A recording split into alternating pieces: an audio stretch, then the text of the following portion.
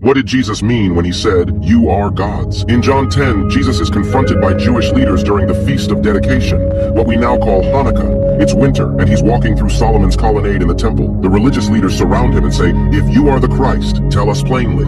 Jesus replies, "I did tell you, but you do not believe. The works I do in my Father's name testify about me." Then he makes a bold declaration. "I give them eternal life. No one can snatch them out of my hand. My Father is greater than all. I and the Father are one." At that moment, the crowd picks up stones. Why? Not because he performed miracles or taught with authority, but because he made a divine claim. They understood exactly what he was saying. He wasn't just claiming to be the Messiah.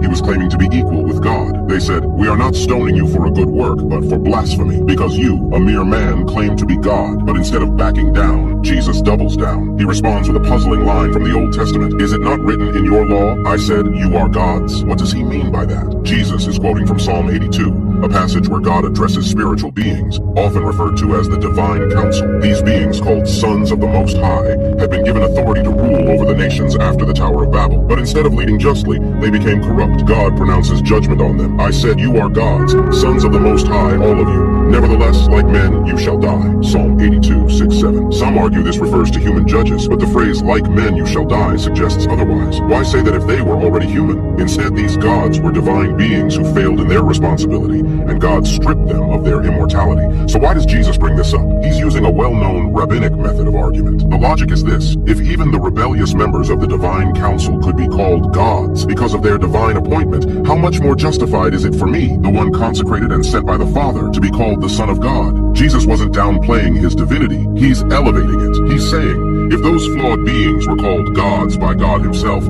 how can you accuse me of blasphemy when I've been publicly declared the true divine Son? And that public declaration happened at his baptism.